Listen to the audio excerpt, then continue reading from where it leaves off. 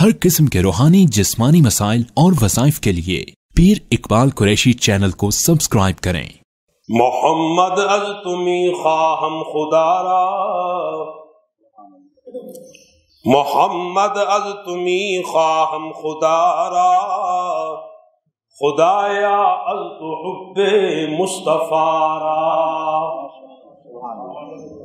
محمد حامد حمد خدا بس، خدایا مدح آفرین مصطفیٰ بس۔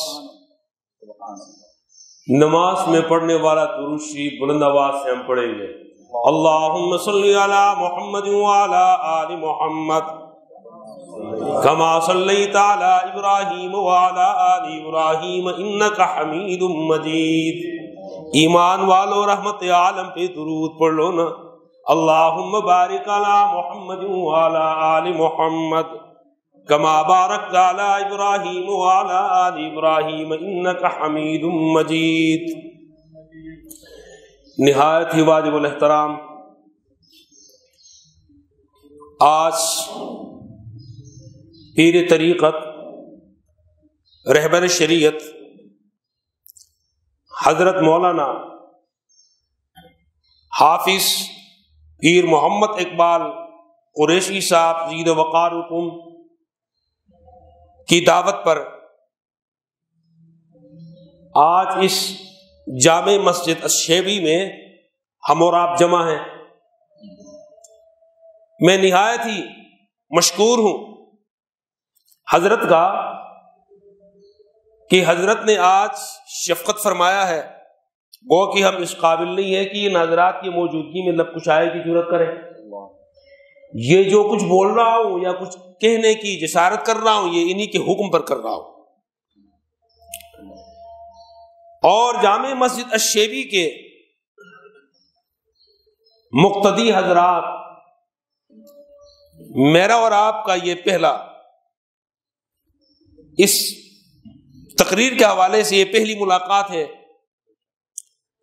اللہ سے دعا ہے، ملاقات آئندہ ہو یا نہ ہو، لیکن دعا تو ایک دوسرے کے لیے کر سکتے ہیں۔ اللہ آپ کو بھی ایمان کے ساتھ صحت نصیب فرمائے، اور اس علاقے میں جو فیوز و برکات حضرت کی طرف سے اس کی ایک محنت ایک کاوش ہے، ہم سارے مل کے حضرت پیر محمد اقبال صاحب قریشی زید وقار ان کے لیے بھی دعا کریں۔ اللہ ان کا سایہ عاطفت ہم سب کے اوپر قائم فرمائے، اور ایمان اور عمل کے ساتھ اللہ لمبی زندگی عطا فرمائے، تاکہ یہ علماء لوگوں کے تزکیے نفس کے لیے جو محنت کر رہے ہیں، اس کا شاید ہر آدمی ادراک نہیں کر سکتا۔ وہ کہ میرا موضوع جو ہے وہ تو یار غار ہے، لیکن جب یہ اکابر، یہ علماء جس نہج پر کام کرتے ہیں، اس پر بھی بات کیے بغیر پھر بات آگے بڑھتی بھی نہیں۔ اور جو یار غار ہے وہ بنا کس سے ہے؟ یار غار کو مقام اور مرتبہ ملا کس سے ہے؟ جب اس کی بات نہیں بنے گی تو یار غار کی بات پھر کہاں سے آئے گی؟ اصل چیز وہی ہے، اصل چیز وہ وہی ہے جس کو مقصود کائنات فرمایا گیا، رحمت عالم صلی اللہ علیہ وسلم ہے۔ عزیز دوستو، حبیب کبریا صلی اللہ علیہ وسلم کی آمد کے بعد آج کی طرح حالات تو نہیں تھے کہ جناب والا دین بیان کرنے کے لیے کوئی آئے تو انہیں بٹھا بھی دیا جائے گا، چائے بھی پلایا جائے گا، باعزت ممبر پہ بٹھا کے ان سے بات کروائے گا، اور آپ نے بڑے آرام سے کارپٹ میں اور بڑی نرم جگہ پہ آپ سن بھی رہے۔ ہائے اللہ، ایک وہ زمانہ تھا، حق بتانے والا ایک آیا، اور اس حق کو سننے کے لیے وہ بھی ایک ہی آیا، وہ حق سننے کے لیے بھی آنے والا ایک ہی ہے۔ عزیز دوستو، میں قرآن کریم کی سب سے پہلے اس واقعے کو آپ کے سامنے رکھوں گا کہ اس ماحول میں حق سننا کتنا مشکل تھا اور سننے والا کون ہے آزاد مردوں میں؟ حبیب کبریا صلی اللہ علیہ وسلم نبوت ملنے سے پہلے ہی اس دنیا سے جناب والا کنارہ کش ہو کر غار میں آرام سے اپنے رب کے یاد میں مہم ہو جاتے، تنہائی پسند ہو گئے۔ رب العالمین نے فرمایا محبوب آپ کی تنہائی اب دیکھی بھی نہیں جاتی، اب آپ کے لیے انشاءاللہ راستہ کھلے گا۔ روح الامین کی آمد ہوئی۔ حضرات علماء بیٹھے ہیں، حضرت پیر طریقت صاحب خود تشریف فرما ہے، بخاری شریف کی وہ پہلی حدیث۔ غار حرا کے خلوتوں میں اللہ کا پیغمبر موجود ہے، اللہ نے اپنے قاصد کو بھیج دیا۔ قاصد آیا حبیب کبریا صلی اللہ تعالی علیہ وسلم کے سامنے، فرمایا اقرا۔ رحمت عالم صلی اللہ علیہ وسلم نے فرمایا ما انا بقاری، روح الامین کیسے پڑھوں، پڑھا ہوا جو نہیں ہوں۔ سینے لگا لیتا ہے، کہتا اقرا، پھر وہی جواب دیتا ہے ما انا بقاری، پڑھا ہوا جو نہیں ہوں۔ 3 مرتبہ یہ تبادلہ ہو جاتا ہے۔ اور یہ بھی بتاتا چلوں کائنات میں جتنی اللہ کے پیغمبر آئے وہ فرش زمین پر ان کا کوئی استاد نہیں ہوتا ہے، تمام پیغمبروں کا استاد براہ راست رب العالمین ہوتا ہے۔ اللہ کے پیغمبر نے فرمایا ما انا بقاری، روح الامین نے سینے لگا لیا، دبا لیا، پھر فرمایا اقرأ بسم ربک الذی خلق، خلق الانسان من علق، اقرأ وربک الاکرم الذی علم بالقلم، علم الانسان ما لم یعلم۔ قرآن کریم کی یہ پہلی وحی نازل ہو گئی۔ کل تک محمد عربی محمد بن عبداللہ تھا، اور آج ان آیتوں کے نزول کے بعد وہ محمد بن عبداللہ نہیں، محمد الرسول اللہ بن گیا، محمد الرسول اللہ بن گیا۔ سیدھے گھر آئے، دروازے پہ دستک دی، خانواد رحمت میں اللہ کا پیغمبر آ گیا ہے۔ اندر سے گھر والی نے پوچھا کون ہے دروازے پر؟ سیدہ خدیجہ ام المؤمنین نے۔ اللہ کے پیغمبر نے فرمایا خدیجہ دروازہ کھولو نا، آپ کے دروازے پر شاید تمہیں پتہ نہیں اب اللہ کا رسول آیا ہے۔ حبیب کبریا گھر میں داخل ہوتا ہے، فرمانے لگے خدیجہ زملونی زملونی، خدیجہ مجھ پہ کمبل ڈال دو نا، مجھ پہ کوئی موٹا سا کپڑا ڈال دو، چادر ڈال دیجئے۔ سیدہ خدیجہ کہنے لگی خیر تو ہے، کہنے لگا خشیت علی نفسی، مجھے تو جان کے بھی لالے پڑ گئے، مجھے ڈر لگتا ہے کہیں میرا دم نہ نکلنے پائے، اس لیے کہتا ہوں مجھ پہ کوئی کمبل ڈال دیجئے۔ عزیز دوستو، سیدہ خدیجہ رضی اللہ تعالی عنہ اسلام میں وہ پہلی خاتون ہے کہ جس نے امام الانبیاء کو، حبیب کبریا کو، سرتاج الانبیاء کو، سید الکونین کو سب سے پہلے حوصلہ فرش زمین پر اگر کسی نے دیا ہے تو وہ حوصلہ دینے والی بھی ایک خاتون خدیجۃ الکبریٰ ہے، وہ خدیجۃ الکبریٰ ہے۔ فرمانے لگے اے میرے آقا آپ کو کبھی بھی کچھ بھی نہیں ہو جائے گا، کلا واللہ لا یخزیک اللہ ابدا انک لتصل الرحم وتحمل الکلا وتکسب المعدوم وتقری الضیف وتعین علی نوائب الحق. یہ 5 ایسی صفات سیدہ خدیجہ گنواتی ہیں. حبیب کبریا کے بارے میں ہمدردی آپ کرتے ہیں، ناداروں کا اور کمزوروں کا بوجھ آپ اٹھاتے ہیں، کمزور لوگوں کی معاونت آپ کرتے ہیں، ہمدردی آپ کرتے ہیں، آپ صلہ رحمی والے انسان ہیں. آپ کو کبھی بھی اللہ رسوا نہیں ہونے دے گا. اور یہی 5 چیزیں سیدہ خدیجہ نے جو بیان کیے، اللہ کی قسم سفر حبشہ کے وقت یہ 5 چیزیں ابو دغنا جو ایک مشرک انسان تھا، اس نے یہ 5 صفات ابو بکر میں بھی بیان فرمایا. یہ 5 چیزیں ایک مشرک بھی بیان کرتا ہے. آپ اندازہ کریں. بات ہے یار غار کی میں اس طرف آ رہا ہوں. غار میں یاری تو بعد میں ہو گئی، غار میں یاری بعد میں ہو گئی. بات تو اس وقت کر لو کہ جس وقت مشرکین مکہ حبیب کبرا کے جان کے در پہ تھے، جان کے در پہ تھے، اور اللہ کے پیغمبر کے رضاکار اپنے آپ کو بچانے کے لیے حکمت عملی کی صورت میں اللہ کے پیغمبر نے فرمایا آپ یہاں سے وہاں چلے جائیں، وہاں آرام کریں. آہستہ آہستہ اس ایمانی حرارت کو ہم پورے مکے میں پھیلا دیں گے. تب تک ان کا نیٹو اتحاد ہو گیا ہے، لہذا آپ ذرا حکمت عملی کر لیں. اس حکمت عملی میں اللہ کے حبیب صلی اللہ علیہ وسلم نے فرمایا ابو بکر کچھ ساتھیوں کو لے کر آپ حبشہ کی طرف جائیں. حبشہ کی طرف جانے کی تیاری ہو گئی. ابو دغنا ایک مشرک انسان تھا، کاروباری تھا، تاجر تھا.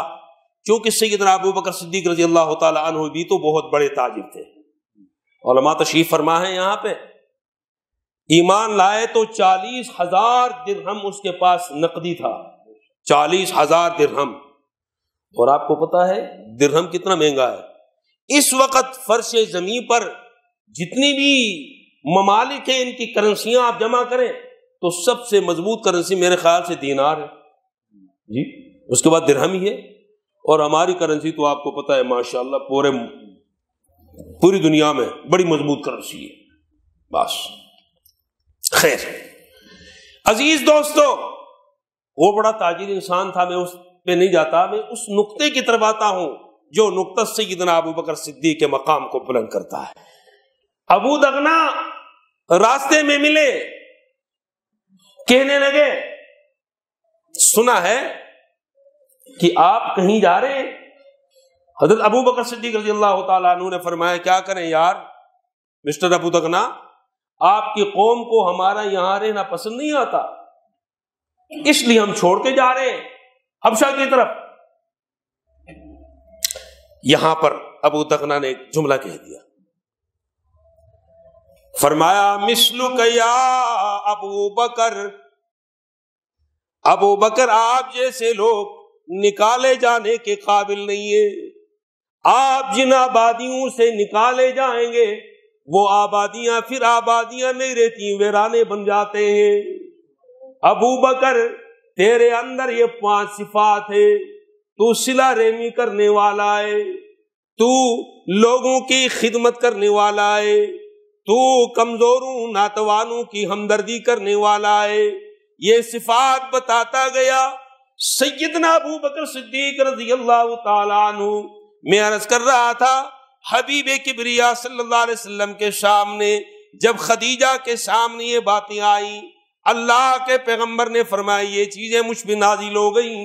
سب سے پہلے ایمان لانے والی یہی خاتون ہے، اس کے بعد دوسرے نمبر پر اللہ کے پیغمبر پہ جان نشاور کرنے والا ابو بکر صدیق ہے رضی اللہ تعالیٰ عنہ.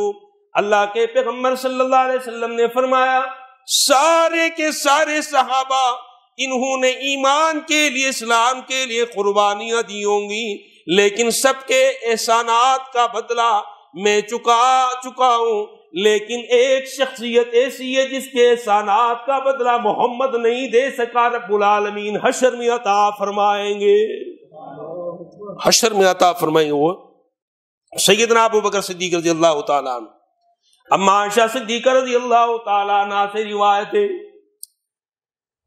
اما فرمانے لگی ایک مرتبہ آسمان کی طرف دیکھتے ہوئے، آسمان میں ستارے بکھرے ہوئے، اللہ کے حبیب صلی اللہ علیہ وسلم سے پوچھنے لگی حل من احد من امتک یا رسول اللہ صلی اللہ علیہ وسلم حسناتہ کعدد نجوم السماء، اے اللہ کے پیغمبر کیا آپ کی امت میں کوئی ایسا بندہ بھی ہے، آپ کی امت میں کوئی ایسا امتی بھی ہے جس کی نیکیاں آسمان کے ستاروں کے برابر ہوں گے؟ اللہ کے نبی صلی اللہ علیہ وسلم نے فرمایا ہاں ہوا عمر بن الخطاب، وہ سیدنا فاروق اعظم میں جس کی نیکیاں آسمان کے ستاروں کے بھی برابر ہیں۔ پھر سیدہ فرمانے لگی وَحَسَنَاتُ أَبِي، اب بتائیے نا حبیب کبریا میرے ابا کے کیا ہوں گے؟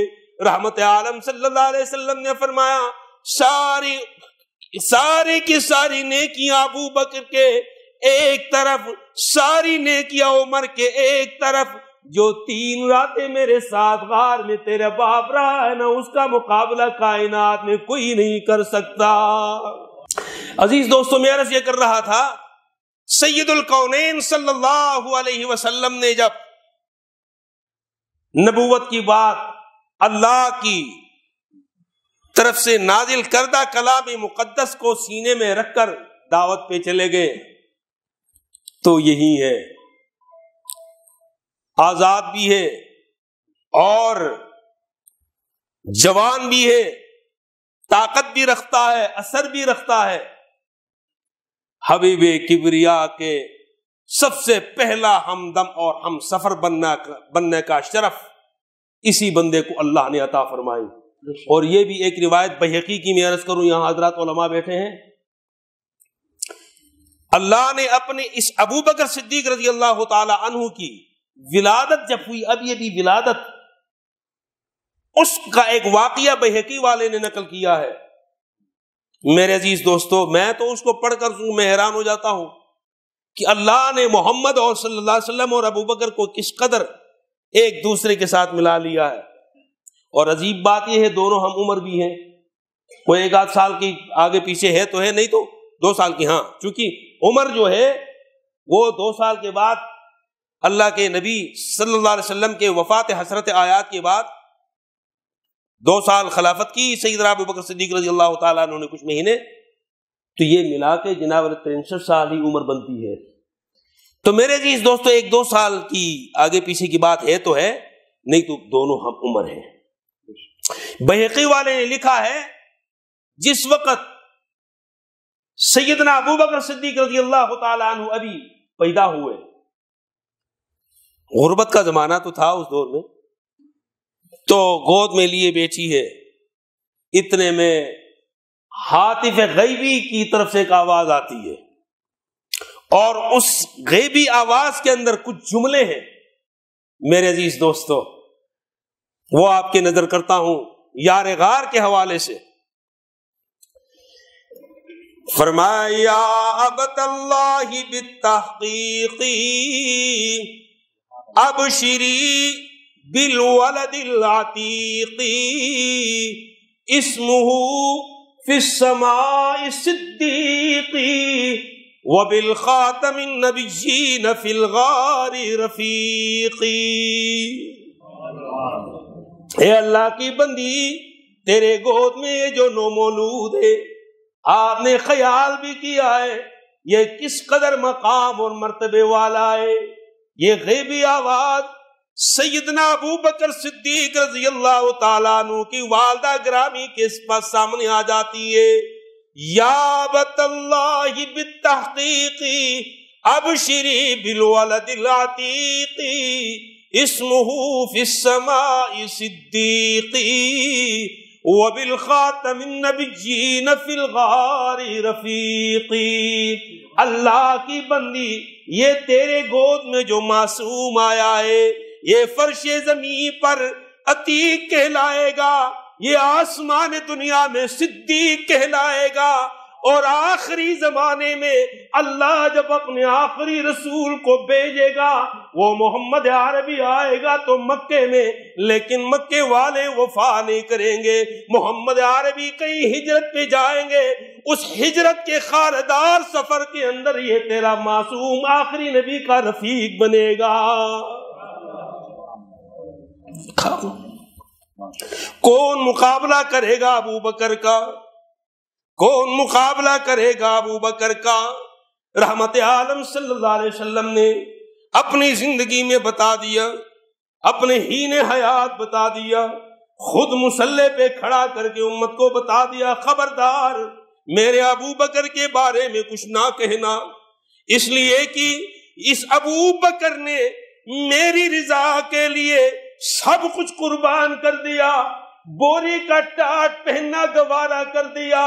رب العالمین کو ابو بکر کا یہ لباس، بوری کے ٹاٹ والا لباس اتنا پسند آیا، عرش بری کے مکینوں سے بھی رب العالمین نے فرمایا او میرے نوری ملائکہ تم بڑے خوش نصیب کہلاتے ہو، جنت کے ہواؤں اور فضاؤں میں اڑتے ہو، مزے کرتے ہو، تسبیح و تمحید بیان کرتے ہو، سبوح قدوس کی یاد ترانے گاتے ہو، لیکن یاد رکھنا آج مکے کے سرزمین پر میرا ابو بکر جو لباس پہن گیا ہے وہ مجھے اتنا بھا گیا ہے، آج میں رب تمہیں حکم دیتا ہوں میرے ابو بکر کا نقش اتار دو، اس کی غلامی اختیار کرو، اس کا طرز اپنا لو، تم بھی بوریا کا ٹاٹ پہن لو۔ محمد عربی کا غلام اللہ کو کتنا پسند آیا ہے۔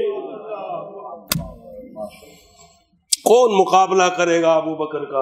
اللہ تعالیٰ مجھے اور آپ کو عمل کی توفیق عطا فرمائے۔ اور آخر میں ایک بات عرض کرتا ہوں، اس جامع مسجد الشیبی میں حضرت کے زیر سرپرستی میں یہاں پر ادارہ بھی ہے، یہاں پر داخلوں کا بھی معاملہ ہے، آپ چوک در چوک بچوں کو بھی لائیں اور حضرت کی جناب والا دین در میں سخنے یہاں تعاون بھی کریں۔ اللہ تعالیٰ اس مسجد کو اور اس مدرسے کو قیامت کے صبح تک شاد اور آباد فرمائے۔ وآخر دعوانا ان الحمدللہ۔